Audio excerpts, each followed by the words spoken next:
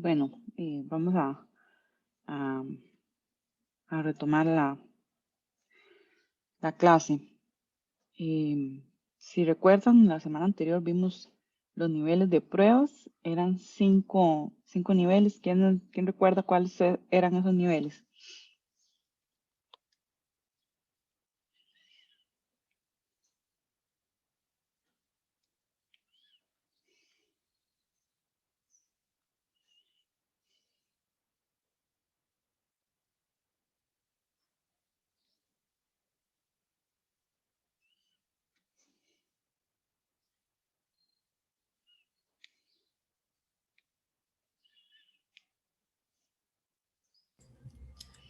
Creo que era mantenimiento, creo que era uno.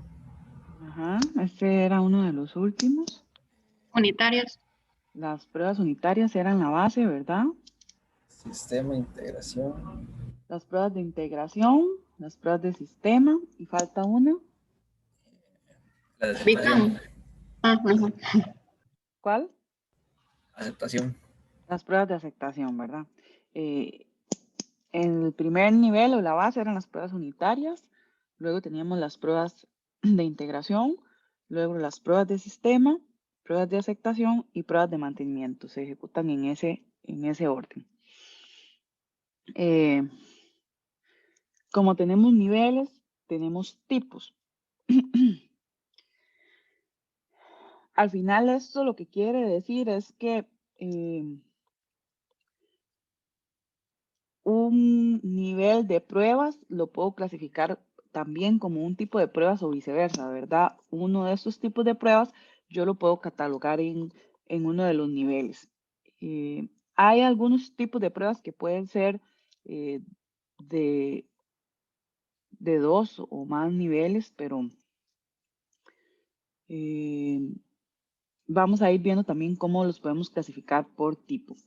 Según el tipo de pruebas que se ejecuten, las puedo subdividir en dos grandes líneas. Están las pruebas estáticas y las pruebas que son dinámicas.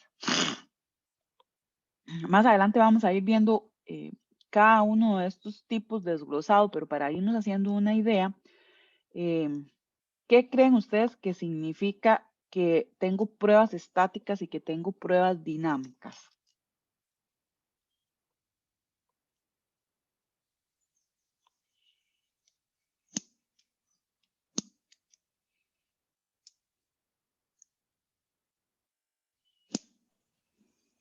Aló, ¿Sí? hola, profe. Bueno, hola, buenos días, compañeros. Buenos días.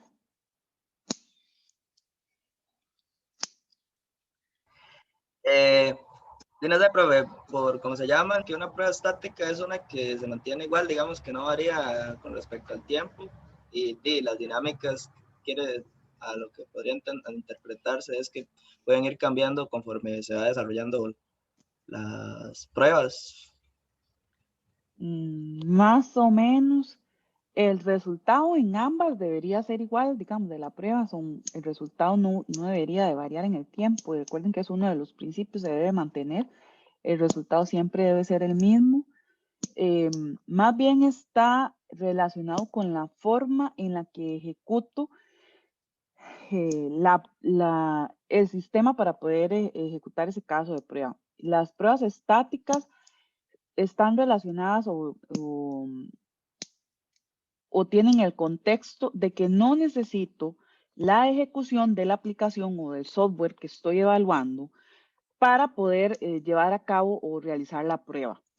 Mientras que la prueba dinámica lo que nos dice es que requiere que el sistema sea ejecutado para poder obtener el resultado de la prueba.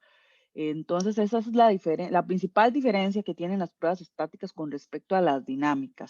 Estático, que el sistema no tiene que ejecutarse para poder ejecutar la prueba, y en las dinámicas todo lo contrario, ¿verdad? Requiere una ejecución de la aplicación o del software para poder ejecutar la prueba.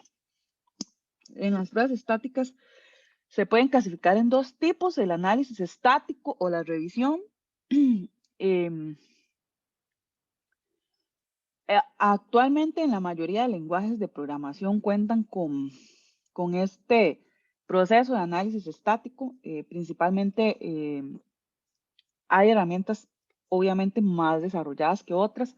El caso, por ejemplo, de Java, ¿verdad? Que está bastante desarrollado cuando usted está declarando una variable que le indica, ¿verdad? Que no está bien inicializada o que nunca ha sido utilizada.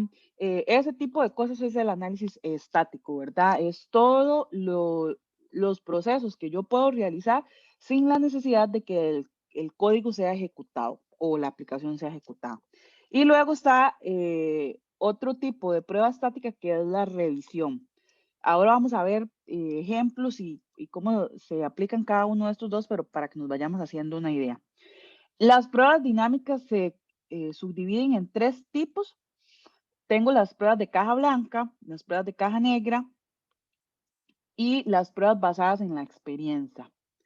Y las pruebas de caja negra pueden ser funcionales o no funcionales. Cuando hablo de funcionales y no funcionales y lo logramos asociar con los niveles de pruebas, básicamente las pruebas de caja negra son pruebas de sistema. Recuerden que las pruebas de sistema evaluaban aspectos funcionales y aspectos no funcionales, como el rendimiento, la fiabilidad, etcétera, ¿verdad? Entonces, las pruebas de caja negra yo las puedo clasificar o las puedo catalogar también como un tipo de prueba de sistema o en el nivel de pruebas de sistema. Las pruebas unitarias las puedo catalogar como pruebas de caja blanca. Y el nivel de pruebas de integración en realidad pueden ser o de caja blanca o de caja negra, pueden ser una combinación de ambas, pueden estar muy orientadas a hacer caja blanca o muy orientadas a hacer caja negra o una combinación de ambas cosas, pero las pruebas de integración digamos que están como en un nivel ahí intermedio. Y igual sucede con las pruebas de mantenimiento, en el que recuerden que las pruebas de mantenimiento básicamente lo que implica es la ejecución de una serie de pruebas para ver que no se introdujeron defectos con cambios. Entonces, puede ser que para hacer pruebas de mantenimiento necesite ejecutar pruebas de caja blanca, necesite ejecutar pruebas de caja negra, entonces eso varía un poco dependiendo de la prueba que tenga que ejecutar para verificar que no se introdujo un defecto con ese cambio. Y las pruebas de aceptación son pruebas de caja negra. En ese sentido, digamos, recuerden que es el usuario el que acepta el software que se está evaluando. Ahorita vamos a ver cuál es la diferencia entre caja blanca y entre caja negra. Y me van a tal vez comprender un poco mejor por qué digo que las pruebas de aceptación son pruebas de caja negra. Con respecto a los tipos de pruebas, es importante mencionar que las pruebas estáticas las puedo realizar de una forma más temprana o más rápido, como quieran verlo, con respecto al proceso de desarrollo, ¿verdad? Dado que yo puedo hacer, por ejemplo, pruebas estáticas a requisitos, al modelo entidad-relación, etcétera. Entonces son procesos que puedo ejecutar muy temprano en el proceso de desarrollo. Esto también implica que este tipo de pruebas es más económico, en el sentido de que no requiero personal tan especializado para poder hacer este tipo de pruebas. Y lo otro que me resulta más económico es que recuerden que entre más avanzado esté el proceso de desarrollo y la aparición de los defectos, es más costoso la reparación o la corrección de los defectos. Entonces, obviamente, las pruebas estáticas son más económicas porque voy a encontrar los defectos o identificar los defectos de forma más rápida. A la inversa, ¿verdad? cuando hablamos de pruebas dinámicas, las pruebas dinámicas son más costosas, ¿verdad? Porque implican personal más especializado, hay procesos relacionados como el de automatización de pruebas, requiero ya tener un proceso de desarrollo más avanzado para poder ejecutar pruebas, entonces eso va un poco encareciendo el proceso. Y lo que les mencionaba, que las pruebas de mantenimiento o las que están relacionadas con el cambio, como las de regresión y mantenimiento, pueden ser una combinación, pueden ser caja blanca, pueden ser caja negra o pueden ser también basadas en la experiencia. Vamos a ir viendo estos tipos para ir haciéndonos una idea de qué se hace o qué se busca en cada una de ellas.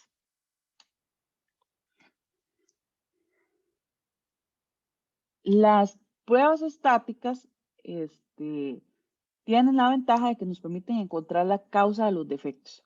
El objetivo principal que tiene este tipo de pruebas es que busca mejorar la calidad de los productos software y ayuda a los ingenieros a reconocer y arreglar sus propios defectos en etapas tempranas del proceso de desarrollo. ¿Por qué permite que los ingenieros puedan mejorar? Porque cuando estamos haciendo un proceso de evaluación estática en el que estamos revisando requisitos o modelos, voy viendo qué errores estoy cometiendo en esos procesos y eso me va a permitir ir mejorando con respecto al proceso que estoy desarrollando. Deberían ser las primeras pruebas que se aplican al software y buscan defectos, que esta es la clave principal, sin la necesidad de tener que ejecutar el código. Esta es la característica principal de las pruebas estáticas, que busco encontrar defectos sin ejecutar el código o el sistema, como quieran verlo. ¿Qué ventajas tienen las pruebas estáticas? Se reduce sustancialmente el esfuerzo de realizar retrabajo, ¿verdad? Porque, de nuevo, entre más rápido encuentre los defectos, ¿verdad? Menos cosas tengo que corregir. Tiene la particularidad de que permite realizar intercambios de información entre todos los participantes y las pruebas estáticas además constituyen un aumento en la conciencia sobre temas de calidad, ¿verdad? Cuando uno está trabajando en pruebas estáticas, se logra interiorizar bastante bien los errores que estoy cometiendo y de qué forma puedo corregirlos y cómo puedo hacer que mis procesos vayan mejorando constantemente.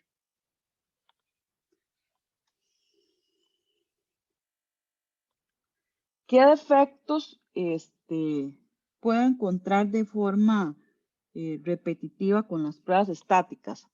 Bueno, puedo encontrar, por ejemplo, referencias de variables con valores que no están definidos, variables que nunca van a ser utilizadas, violaciones a estándares de programación, vulnerabilidades de seguridad, violaciones de la sintaxis del código, sobre todo cuando se tiene establecido que hay que utilizar algún protocolo, ¿verdad? Para el código, como el camel case o todos esos que existen, ¿verdad? Yo puedo ver que no se está cumpliendo con todas esas características.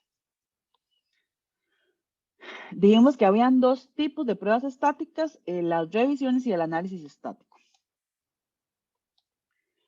Las revisiones básicamente consisten en realizar un análisis de un documento.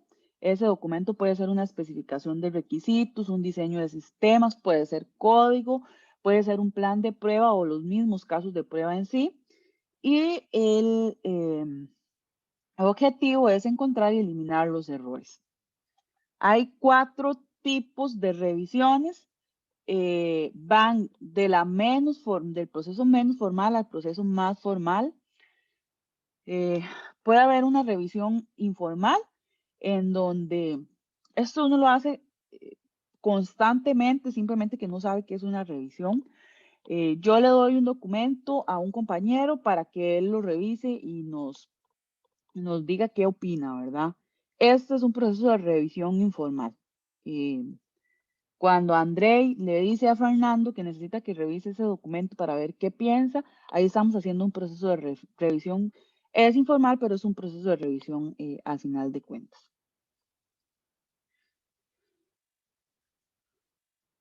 Está el walkthrough, que se está revisando un documento. Sin embargo, el autor de ese documento va guiando al resto de los participantes sobre el documento, con el objetivo de conseguir un entendimiento más homogéneo y poder recoger respuestas de lo que los participantes de la revisión piensan sobre ese documento. Es útil principalmente si los asistentes no están relacionados con el software, ¿verdad? Porque tal vez no tienen tan claro cuál es la utilidad o cuál es el objetivo, y entonces esto hace hacer cuestionamientos pues bastante importantes sobre la aplicación.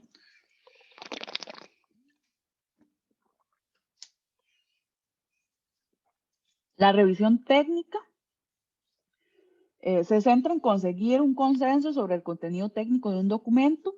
El objetivo principal es poder evaluar el valor de conceptos técnicos y alternativas del entorno del proyecto y del producto propio. Puede ser que ese tipo de revisión se realice o se lleve a cabo por pares. Yo podría definir en algunos casos, o en la mayoría de los casos, por ser una revisión más formal, utilizar alguna lista de comprobación o lista de registro para verificar que ese documento cumple con esos criterios. Entonces, como digamos que algo similar sería como la rúbrica de evaluación que yo utilizo para calificar un trabajo X, ¿verdad? Esta sería mi lista de comprobación, ¿verdad? Que estén las referencias, que hayan al menos 3, que estén en formato APA, ¿verdad? Que cumpla con todos estos criterios, y entonces a partir de ahí yo puedo hacer una evaluación sobre el documento que se está evaluando. Y luego está la inspección. Este es el tipo de revisión más formal de los 4 que que he mencionado. El documento que va a ser inspeccionado debe ser preparado y validado minuciosamente por revisores antes de la reunión. Aquí sí es obligatorio utilizar una lista de comprobación para poder dar una retroalimentación del documento evaluado. Hay un proceso de inspección en donde hay un moderador que es el que se encarga de dirigir el proceso de inspección, y no se recomienda que ese moderador sea el autor del documento. Los defectos que se identifican en el documento son registrados en una lista, ¿verdad? Para que el autor pueda corregirlos. Y es habitual que en este tipo de actividades se logren tomar métricas para poder analizar cómo se puede optimizar el proceso de inspección.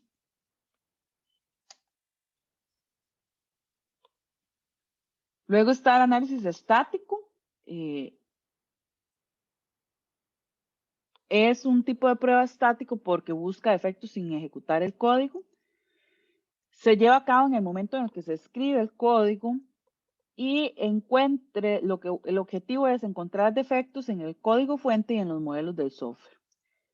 Generalmente, para poder realizar este tipo de análisis estático, se pueden utilizar analizadores estáticos, que son herramientas para procesar código fuente, ¿verdad? Entonces, hay una serie de herramientas disponibles en el mercado que me permite hacer un análisis estático. Digamos que en este caso es un poco diferente a lo que haría el lenguaje de programación, pero me da una serie de resultados, digamos, similares. Con respecto a las pruebas dinámicas, ya les mencioné que en este tipo de pruebas sí se requiere la ejecución del software y debo introducir una serie de valores de entrada y examinar la salida que me da la aplicación comparándola con un resultado esperado.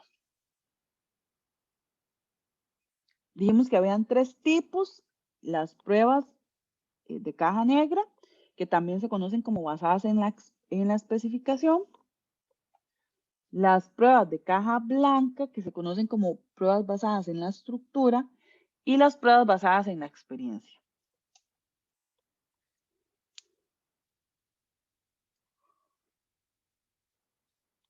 Las pruebas de caja negra dice que tratan al software como una caja negra. Si ven aquí este dibujo, ¿verdad?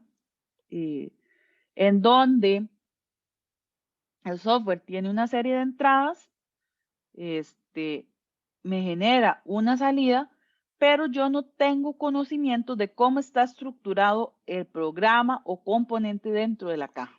Entonces, yo no sé cómo está implementado, solamente sé que hay una entrada y obtengo una salida. Generalmente los casos de prueba se obtienen desde la especificación, o sea, desde el requisito. Ese es el que me va a permitir definir el caso de prueba. O también podría generar los casos de prueba a partir de modelos. Por ejemplo, de muchos de los modelos que se ven en el curso de especificación de requisitos, ¿verdad? Como diagramas de componentes, ese tipo de cosas que me dicen como cuál es el flujo de la aplicación o ese tipo de cosas. Eso me permitiría obtener unos casos de prueba basados en la especificación o de caja negra. Por eso se llaman basados en la especificación, porque para definir los casos de prueba me enfoco en la especificación en el requisito para poder definir el caso de prueba. Entonces, no conozco cómo está estructurado. Por ejemplo, imagínense que yo estoy haciendo o voy a hacer pruebas para una aplicación que realiza búsquedas de cierta información que está almacenada en la base de datos. Yo debo definir una serie de criterios de entrada para que el sistema realice la búsqueda, digamos que busca por nombre, por dirección, precio, no sé, etc. Y la salida, ¿verdad? Sería los rubros que cumplan con los criterios de entrada. Este sistema de búsqueda puede utilizar N algoritmo, ¿verdad? Puede ser que utilice el algoritmo en burbuja o no sé, X algoritmo que yo desconozco y tampoco me interesa en este momento saber cuál es el que utiliza. Lo que me interesa es que tenga una entrada y que con esa entrada debería tener esta salida. Entonces, por eso son pruebas de caja negra. No me interesa cómo está desarrollado el sistema. No me interesa la estructura interna, me interesa que tenga una entrada y debería de tener esta salida.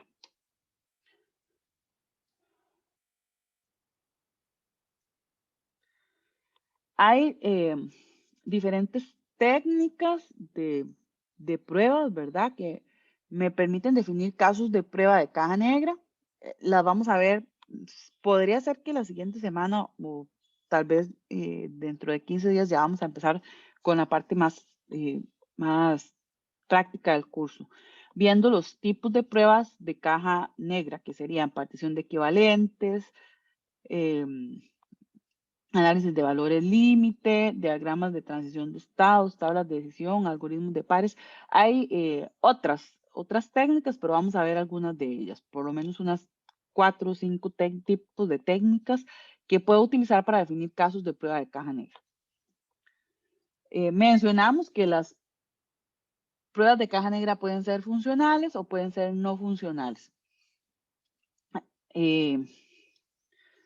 Esto también vuelvo otra vez a recalcar, lo que me dice es que las pruebas de caja negra se pueden catalogar en el nivel de pruebas de sistema. Es una prueba basada, las pruebas funcionales son pruebas basadas en la ejecución y revisión y retroalimentación de las funcionalidades. Están especificadas para probar y validar el software, que el software hace lo que debe hacer. Y sobre todo lo que se ha especificado. Entonces, básicamente están enfocadas en la funcionalidad. Si tengo una función que es sumar, entonces yo debería evaluar o validar que el software realmente logra sumar de forma correcta. Las pruebas funcionales las puedo ejecutar o clasificar de dos formas, ya sea de forma manual o de forma automática. De cualquiera de las dos formas puedo hacer el proceso de ejecución o clasificación de las pruebas funcionales.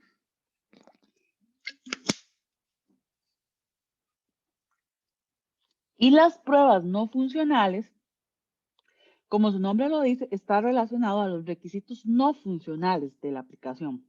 Y lo que buscan es ver el comportamiento de la aplicación bajo situaciones similares a las de producción. Recuerden que hay muchos tipos. Aquí yo solo menciono algunos como usabilidad, mantenibilidad, seguridad, rendimiento, carga, estrés, entre otras, ¿verdad? Tipos de pruebas que podría realizar en pruebas no funcionales. ¿Qué son entonces las pruebas basadas en la estructura de caja blanca? Si vemos el diagrama, se parece bastante al diagrama de caja negra, solamente que vean que antes aquí lo que tenía era una caja negra, yo no sabía cuál era la implementación que tenía este sistema y ahora sí sé cuál es, cómo está implementado. Si volvemos al ejemplo del sistema de búsqueda, igual yo tengo una entrada y espero una salida, pero ahora para poder definir mis casos de prueba, yo sé que el algoritmo que utilizaron fue el algoritmo de burbuja. Entonces eso me va a permitir, por ejemplo, definir pruebas de una manera más específica, basado en la estructura que tiene la aplicación, ¿verdad? Entonces, por eso se llaman pruebas basadas en la estructura. Dijimos que las pruebas de caja blanca yo las puedo catalogar en el nivel de pruebas unitarias, ¿verdad? ¿Por qué las pruebas unitarias son de caja blanca? Bueno, porque las pruebas unitarias son responsabilidad del programador y el programador es el que conoce a ciencia cierta cuál es la estructura de su código. Y él puede diseñar los casos de prueba entonces basado en la estructura de su código. Lo que buscan las pruebas de caja blanca es mejorar la eficiencia del código o su estructura, ¿verdad? Buscan, por ejemplo, si tengo caminos que nunca se van a lograr ejecutar, entonces es código ese que está siendo mal utilizado, ¿verdad? O ese tipo de cosas, ¿verdad? ¿Cómo puedo hacer mi código más eficiente? Eso es lo que buscan las pruebas basadas en la estructura de caja blanca. Hay diferentes tipos de pruebas. Está la cobertura de sentencias, las coberturas de ramos o de decisión, las coberturas de condición y hay otras más y también está la cobertura de caminos. Vamos a ver como dentro de 22 días, un mes, las técnicas o los tipos de técnicas que puedo utilizar para definir las pruebas basados en la estructura o basados en caja blanca. No sé si tienen alguna pregunta hasta ahorita.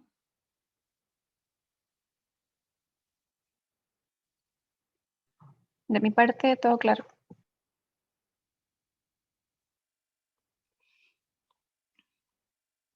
¿Alguno que tenga alguna pregunta?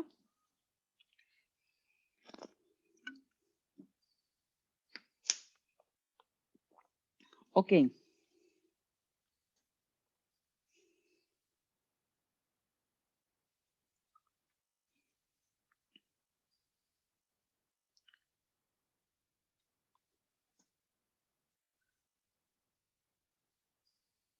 em,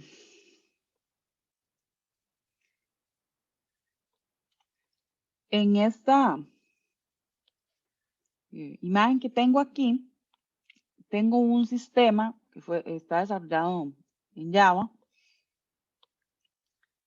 que tiene una funcionalidad que se llama calcular primo. Yo introduzco un número, presiono el botón y me dice si ese número es primo o no. Para ver si entendimos lo que son pruebas de caja negra y pruebas de caja blanca, en este caso me interesa que definamos qué tipos de pruebas o qué pruebas realizarían ustedes utilizando las pruebas de caja negra. ¿Cuáles pruebas creen ustedes que yo podría realizar? Pensando que voy a utilizar la técnica de caja negra. Profe, un número que usted sepa que es primo y uno que usted sepa que no es primo para ver el resultado. Ok, entonces vamos a probar con un número que no es primo. Esta sería la entrada y esta sería la salida. Entonces aquí me va a decir que no es primo y si ingreso el 3 me va a decir que sí es primo. ¿Qué otra cosa podría probar? Ingresar algún otro carácter que no sea numeral.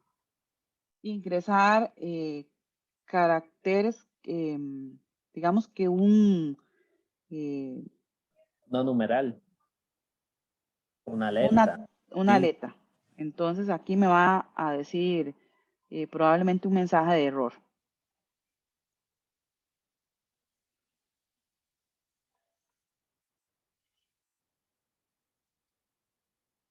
Probar Podríamos con probar números grandes también, números grandes como cuál. mayores a una cifra, que sean primos y que no sean primos también, para ver si él solo agarra las unidades o si agarra las decenas y las centenas y así. Digamos que entonces es un número muy grande. 1.000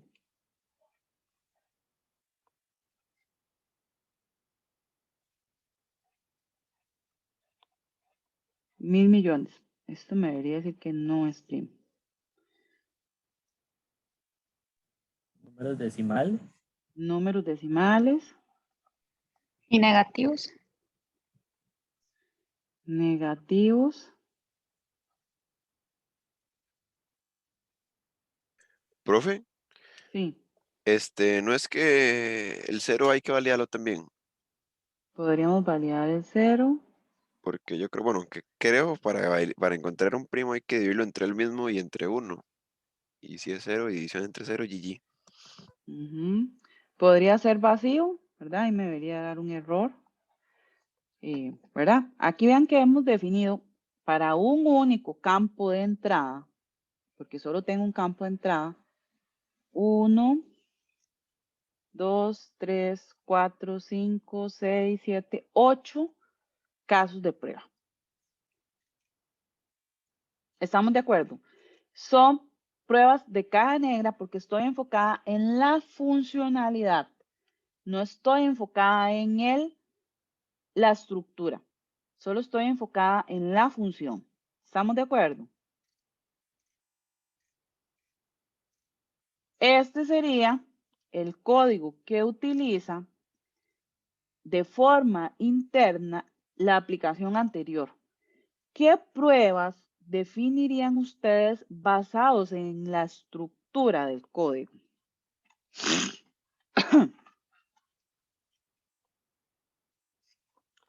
Ver lo que imprime el for que está ahí. O sea, qué es lo que devuelve ese retorno en el for. Bueno, aquí el for dice que retorna falso y retorna true, entonces debería de ser este caso de pruebas y retorna falso, de aquí. Voy a ir marcándolo como con colores. Vamos a ver dónde puedo cambiar los colores aquí. Anaranjado, este sería como el primer caso de prueba. Que retorne falso sería 8, por ejemplo, ¿verdad? Ingreso al número 8 y la salida sería que no, ¿verdad? Y el siguiente caso de prueba sería que retorne true. Entonces digamos 3 y esto me retorna que sí. ¿Cuál otro caso de prueba?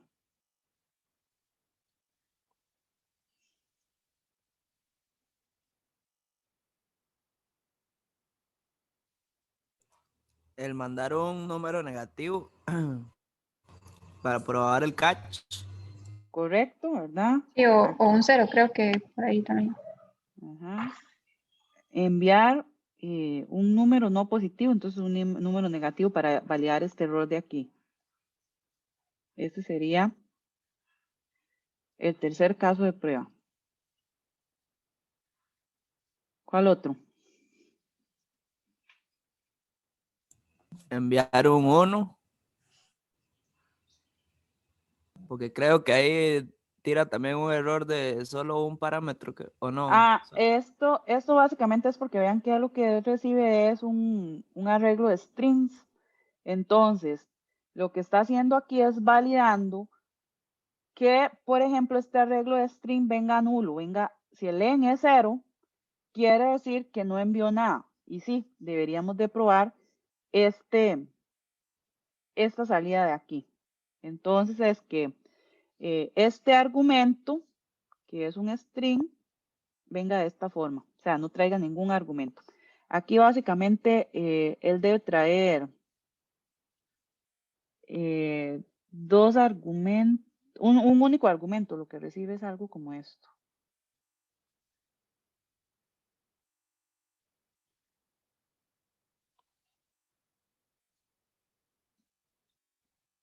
Profe, ese de solo uno me deja pensando, porque no sería que tiene que mandar 2, no. En el del No, ELSIF. este lo que dice es que si es mayor a 1. Entonces quiere decir que si yo envío algo como esto, 8,5, eso me va a dar un error. Sí, ya. Bueno, y se puede probar ese también entonces. Sí, bueno, no sé cómo probar ese, pero... Este sería el otro caso de prueba. Aquí hay otro caso de prueba que al final lo que va a hacer es ejecutar este mismo camino. Entonces, si mando -5 o si mando un texto, que fue el otro caso de prueba que definimos allá arriba, vean que intenta convertir a float. Si no logra convertir, ¿verdad? Va a venir aquí. Entonces, puede ser un número negativo o puede ser un número, un string, que fue el otro, digamos que si aquí yo envío T, voy a obtener esta salida de aquí, ¿verdad? El error. Vean que la diferencia es que aquí yo definía los casos de prueba basados en la funcionalidad y aquí defino los casos de prueba basados en la estructura. Básicamente, como ustedes vieron, lo que yo hago es visualizar cuáles son las salidas de la aplicación para poder ejecutar cada uno de estos caminos y que no se me queden caminos sin ejecutar. Este caso de prueba y este caso de prueba al final son el mismo porque estoy evaluando esta salida. Puedo utilizar cualquiera de los dos. Entonces vean que se redujeron los casos de prueba. Este caso de prueba, yo lo agregué, pero lo agregué como vacío. Pero aquí sería como nulo, ¿verdad? Que no lleva nada. Que es un caso de prueba que no agregamos aquí, ¿verdad? No consideramos el nulo. Entonces vean que puedo encontrar casos de prueba distintos cuando me enfoco en el código que cuando me enfoco en la funcionalidad. puede ser que tenga menos o más casos de prueba, pueden ser los mismos, puede ser que obtenga casos de prueba distintos a los que tenía en la parte de funcionalidad. Sí queda claro qué son las pruebas de caja negra y qué son las pruebas de caja blanca. Al menos a mí sí. Profe, una consulta. Ahí también, por ejemplo, se podría hacer otra prueba, por ejemplo, para ver si se rebasa el int. O sea, mandar un número Sí. suficientemente grande para ver si se... Ujú.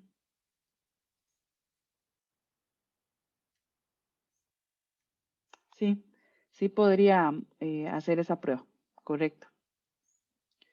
De hecho, aquí en realidad este -5 era de aquí, ¿verdad? Un número menor o igual a 0 era de aquí y este sí es el de aquí.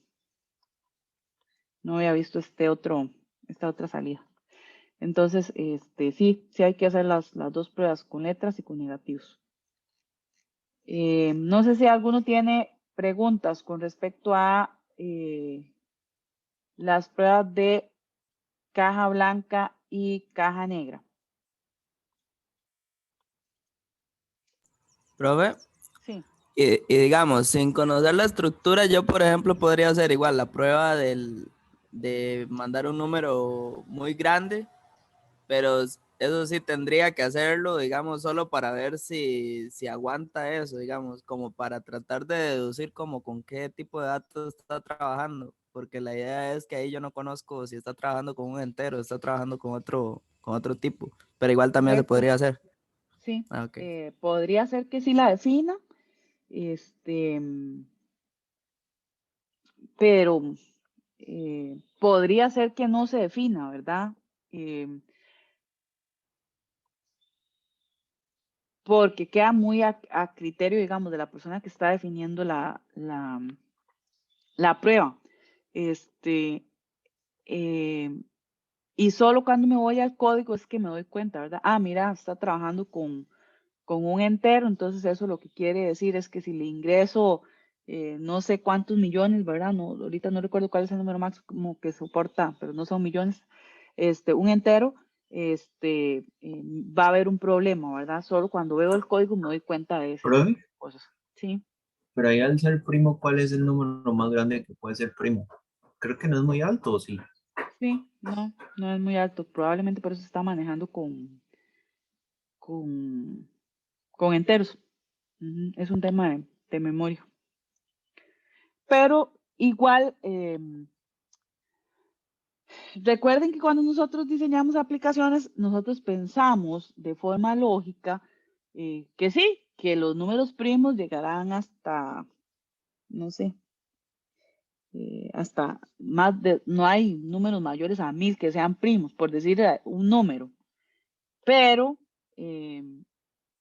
nosotros tenemos cualquier tipo de usuario. Si al usuario se le ocurrió ingresar 1000 millones, mi aplicación tiene que haber hecho algo, porque si no hice, por ejemplo, la validación de que insertara ese número tan grande, la aplicación se va a caer. Entonces, al final de cuentas, sí tengo que considerar ese tipo de cosas como programador. No sé si me explico.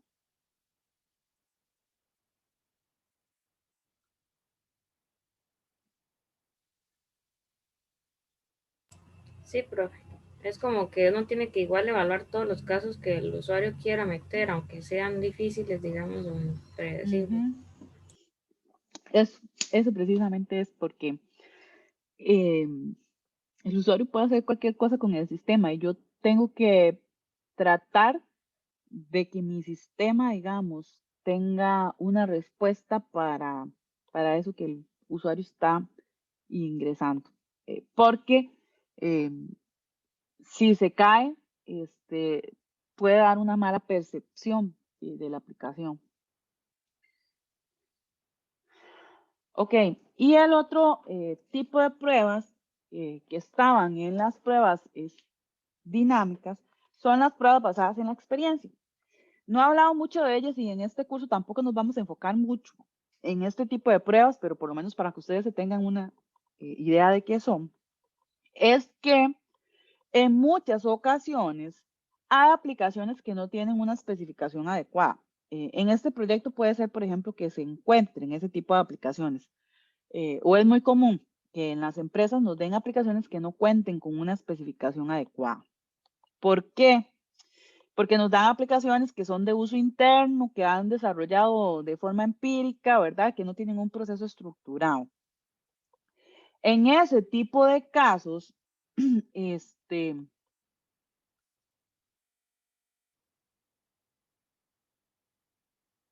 puede utilizar el tipo de prueba basados en la experiencia. También las puede utilizar cuando no hay el tiempo suficiente para ejecutar una estructura completa de pruebas.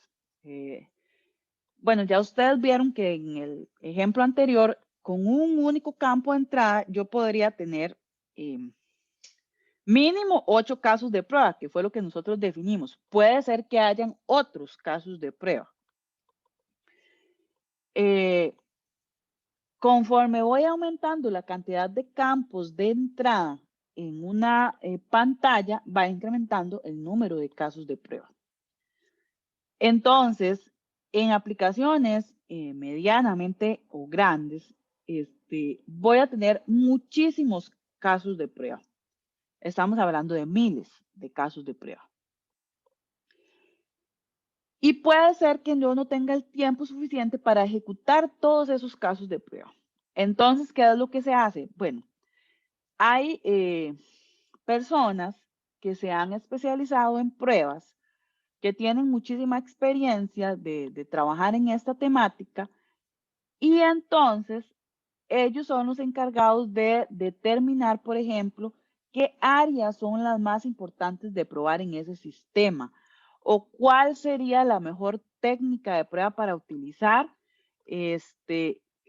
cuáles pruebas no se deberían evaluar, etcétera, ¿verdad? Entonces, tomamos la experiencia de una persona para que nos guíe en el proceso de pruebas.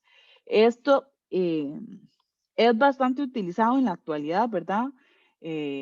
Hay personas que tienen muchísima experiencia, entonces con solo ver una pantalla dicen, bueno, enfoquémonos en probar X, Y, Z y con eso ya es suficiente. Entonces, este tipo de pruebas es bastante utilizado en la actualidad, ¿verdad? Basarnos en el proceso de pruebas en la experiencia de una persona X. ¿Profe? Sí.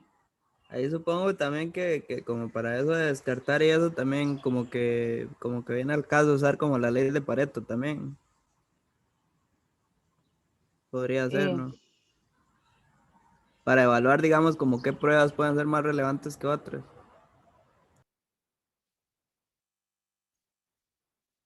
Sí, pero eso es más una percepción de la persona que está probando. Puede ser que utilice la regla de Pareto o puede ser que utilice alguna otra técnica para decir qué pruebas o cuáles pruebas ejecutar o cuáles no, ¿verdad? Entonces, es un poco el criterio de cada persona. Puede ser que a Andrei como experto le guste esa regla, pero puede ser que a otro experto le guste otra regla o utilice otra forma de definir la prueba, ¿verdad?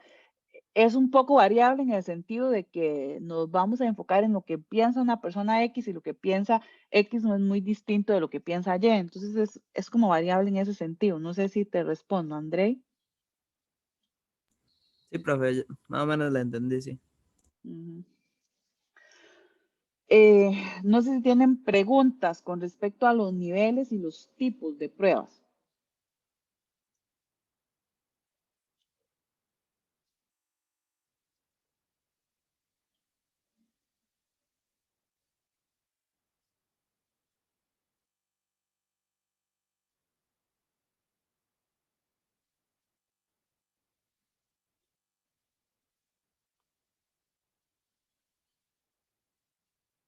De mi parte no, profe.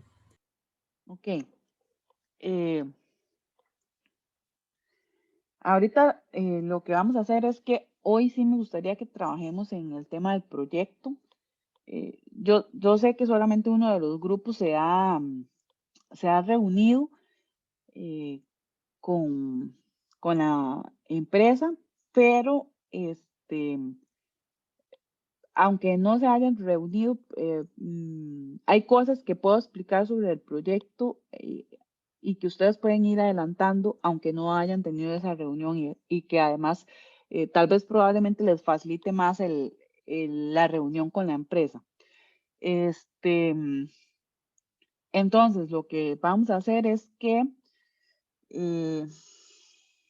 vamos a ir al receso.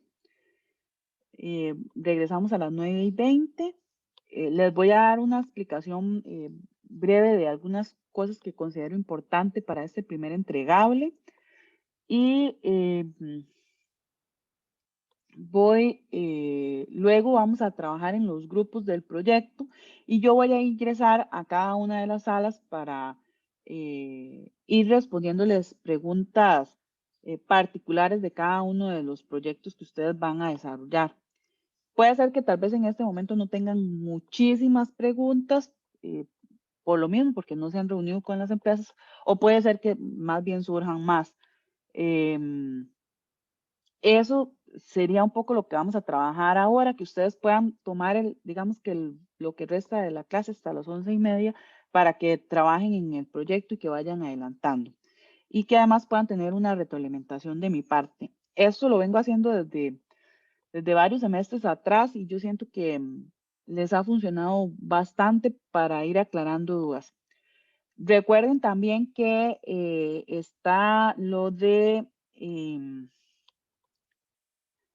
el diario reflexivo, que la idea es que cada 2 semanas ustedes vayan ingresando aspectos que van desarrollando en el curso sobre el proyecto o sobre el curso. Y que deben enviar el URL de su diario reflexivo al TEC Digital y voy a crear una carpeta también para que ustedes puedan publicar el URL en ambas partes para que pueda estar accesible para otros estudiantes.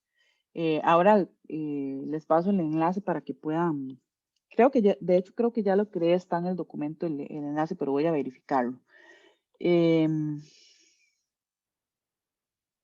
Creo que eso con respecto al proyecto. También me gustaría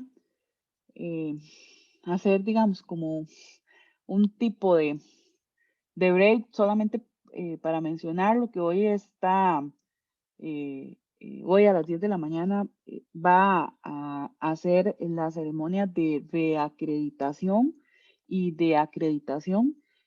Reacreditación de 4 de las carreras de ingeniería en computación, que serían la de Cartago, Alajuela, San José y San Carlos, que son reacreditadas por 4 años más, y por primera vez la acreditación de la carrera de ingeniería en computación en Limón. Este es el proceso a nivel del TEC más grande que se ha llevado a cabo. Son 5 carreras. En realidad es la misma carrera, ¿verdad? Acreditada en distintas sedes, pero eso es un hito muy importante para la institución, ¿verdad? Que 5 de carreras en distintas, la misma carrera en 5 distintas campus pueda ser acreditada por en este caso por SINAES, que es el ente a nivel nacional que se encarga de acreditar carreras. Para nosotros esto es un hecho muy importante y me gustaría que por lo menos ustedes estén enterados de que ese proceso se va a llevar el día de hoy. Entonces, regresamos a las 9:20.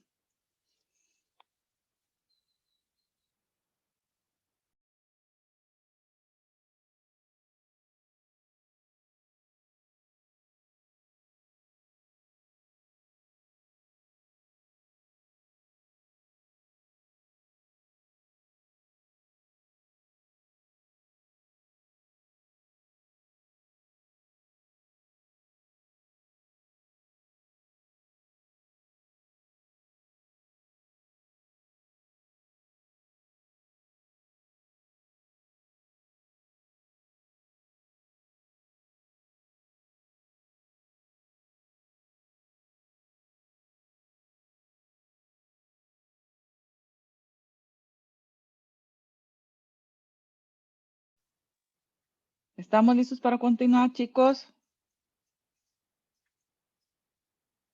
Sí, profe.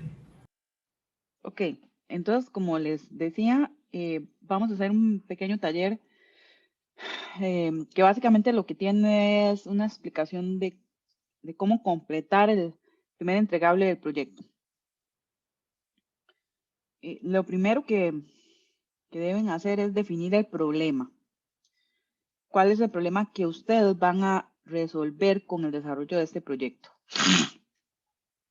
Hay varias técnicas que me permiten definir un problema. A mí particularmente me gusta utilizar una técnica que se llama árbol de problemas, que es una herramienta que permite entender necesidades y dificultades de un grupo. Pueden ser personas, organizaciones, comunidades, no sé, es aplicable a diferentes ámbitos. Y que está enfocado en un análisis en profundidad de las causas y los efectos, tanto directos e indirectos con el problema que nosotros planteamos. Al final, un árbol de problemas es un diagrama. Ese árbol de problemas se lee de abajo hacia arriba. Se inicia desde la causa más baja a la izquierda y hasta que lleguemos a la parte superior, que son los efectos. ¿Cómo se hace un árbol de problemas? Lo primero que tengo que hacer es definir mi problema central, que se ubica en la mitad del diagrama.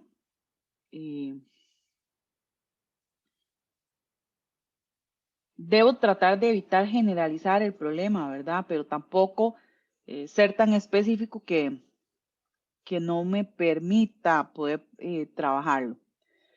En la parte de abajo del diagrama lo que vamos a indicar son las causas de ese problema y en la parte de arriba lo que vamos a describir son los efectos de ese problema.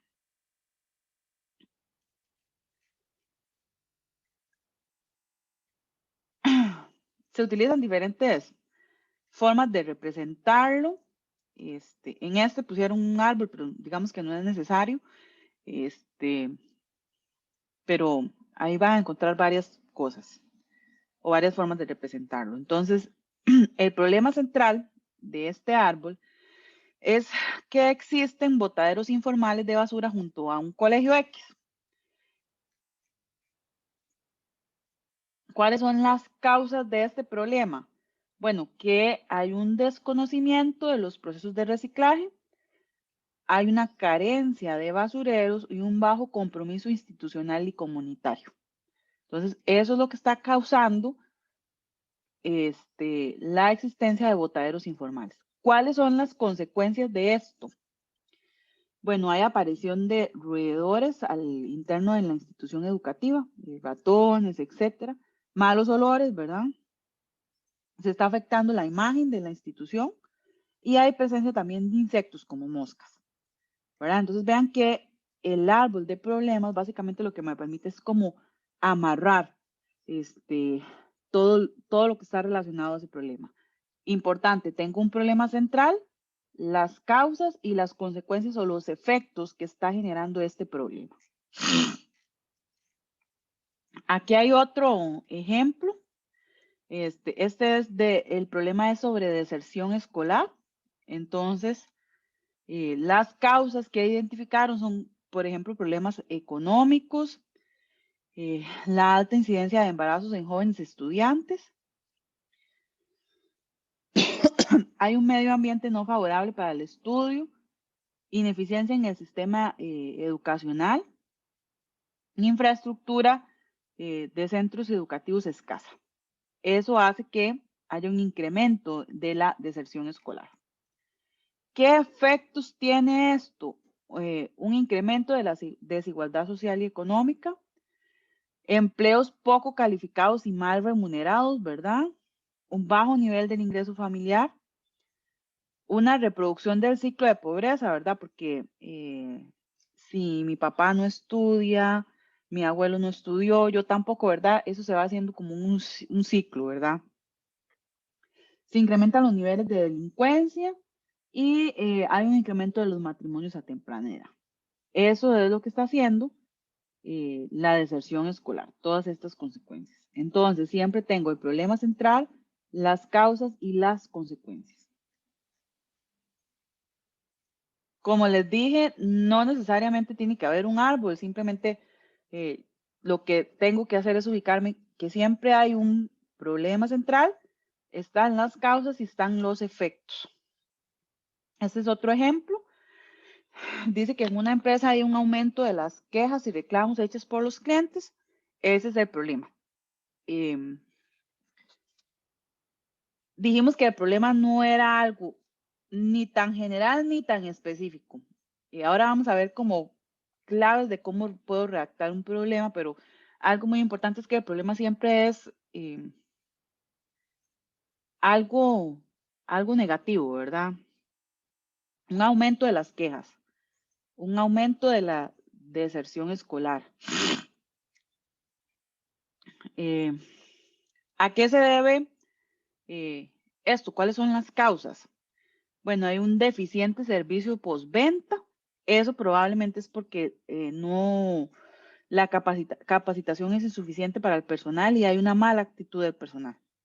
Hay una mala calidad de los productos, puede estar relacionado a que el producto se daña muy rápido o que que hay un funcionamiento retardado del producto. Y hay un aumento de los precios. Puede ser por una baja productividad o por un incremento del precio de la materia prima. Entonces, eso ha hecho que las quejas aumenten. ¿Qué consecuencias tiene el aumento de quejas para esa organización? Bueno, disminuyen las compras hechas por clientes. Eso al final se traduce en pérdida de utilidad. Hay una pérdida de imagen de la compañía y hay un fortalecimiento de la competencia, ¿verdad? Porque obviamente si un cliente se va molesto, pues va a buscar a otra empresa que brinde servicios similares a los que yo brindo. Entonces, la idea en el proyecto es que ustedes traten de definir cuál es el problema que ustedes van a tratar de resolver en su proyecto. Ahora yo les voy a dar un chance después de que haga toda esta exposición para que ustedes puedan tratar algunos temas.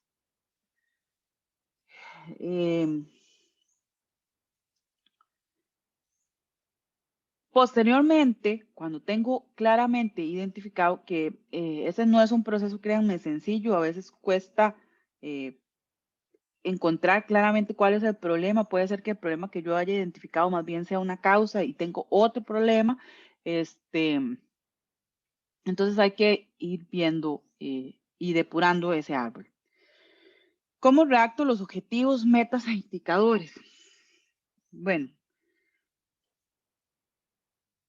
para eso mi árbol de problemas tengo que transformarlo en algo que se llama árbol de medios y fines o árbol de soluciones.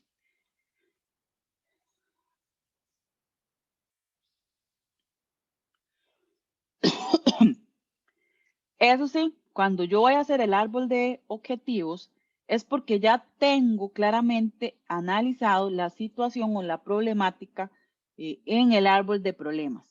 O sea que ya yo sé que ese árbol de problemas está bien depurado y entonces lo voy a convertir o lo voy a transformar en un árbol de soluciones.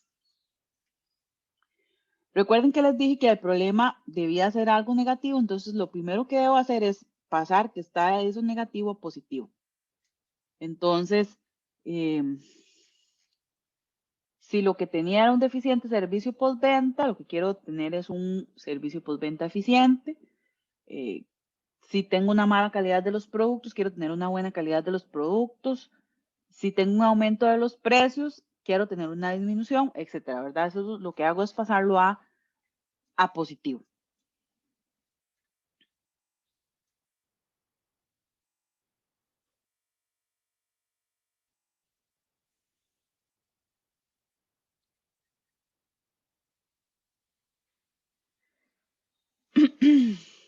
Una vez que hice esa conversión de negativo a positivo, pues voy a verificar, ¿verdad? Que no hayan inconsistencias o redundancias con respecto al árbol y si es necesario puedo hacer ajustes.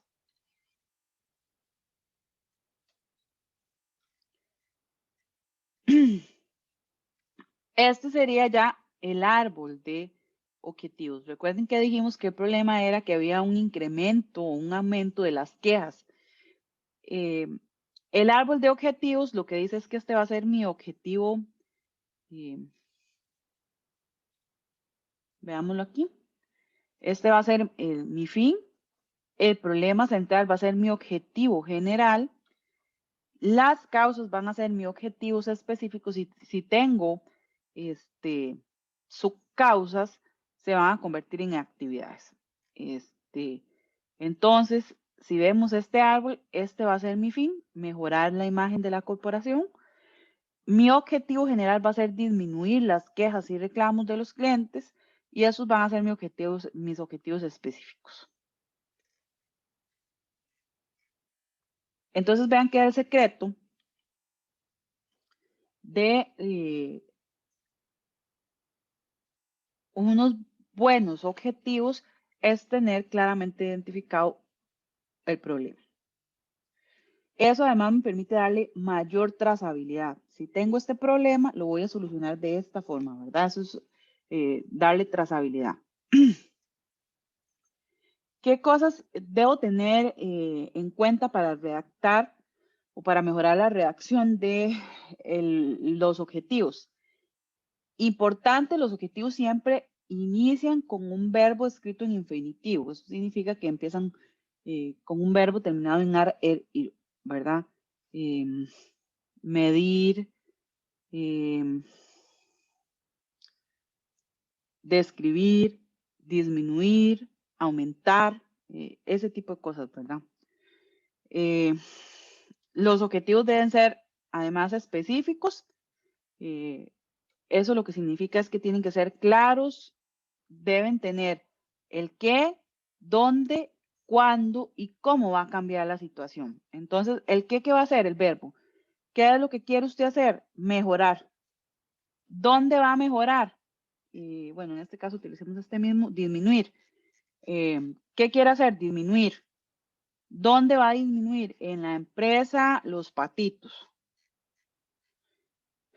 ¿Cuándo lo va a hacer? En el año 2021. ¿Y cómo? ¿Cómo va a hacer eso? Bueno, voy a, no sé, incorporar una metodología de servicio al cliente, por decir algo. Tiene que ser, el objetivo tiene que ser medible, o sea que debo poder cuantificar que ese objetivo se hizo o no se hizo. Además tiene que ser realizable, ¿verdad? Porque a veces definimos objetivos que no vamos a poder realizar. Tienen que ser realistas y tienen que estar limitados en el tiempo, o sea que los debo poder definir para un periodo de tiempo específico. Luego están las metas. Las metas dice que son los procesos que se deben seguir y terminar para poder llegar al objetivo. Digamos que es como todos los pasos que yo debo realizar para poder llegar de A a B. Los objetivos están compuestos por metas. Y todas esas metas unidas y logradas conforman el objetivo. Entonces, al final, lo que podríamos decir nosotros es que, en resumen, el objetivo es la sumatoria de un conjunto de metas.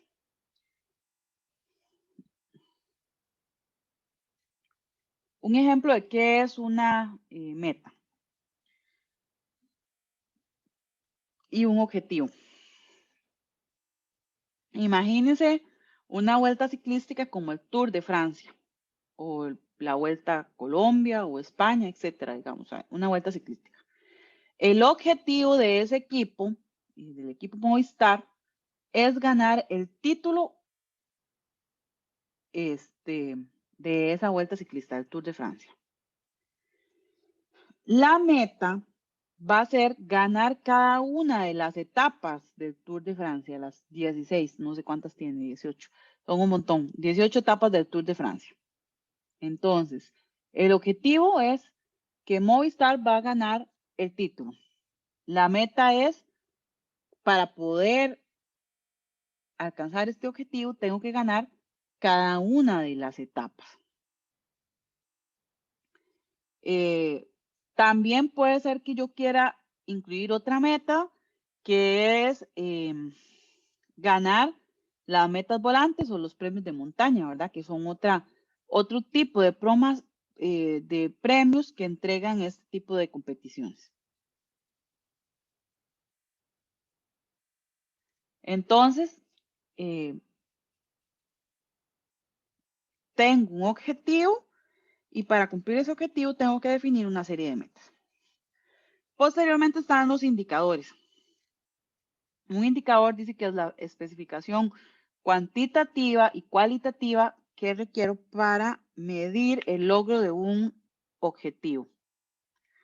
Básicamente lo que me sirve es para verificar si cumplí o no cumplí. Debo definir indicadores prácticos, independientes y que estén focalizados.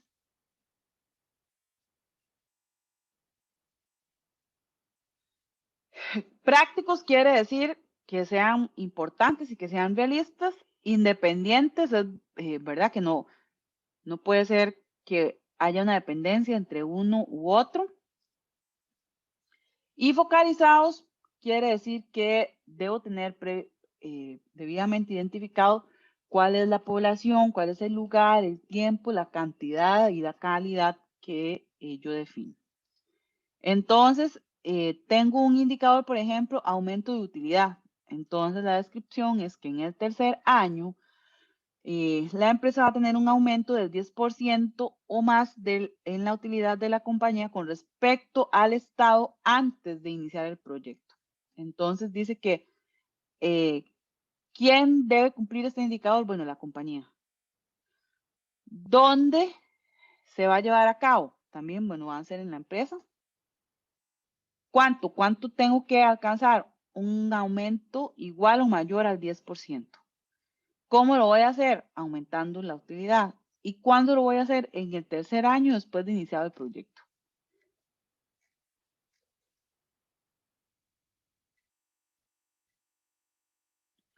Entonces, lo que dijimos es que yo tengo un objetivo. Por ejemplo, mi objetivo va a ser definir los casos de prueba para la determinación de un requisito satisfactorio. Las metas, utilizar técnicas de prueba, definir correctamente los casos de prueba, tanto para valores válidos como inválidos, comunicar con facilidad los resultados del proceso. Y los indicadores es, bueno, definir al menos 60 casos de prueba, que el plan de pruebas está organizado, que aplica reglas gramaticales, ¿verdad? Puedo definir indicadores de distintas formas, ¿verdad? Pueden ser cualitativos o cuantitativos, dijimos. No sé si tienen alguna pregunta. Eso es básicamente para que se hagan una idea de cómo defino mi problema, mis objetivos y que mis objetivos tienen relacionados metas e indicadores. Preguntas.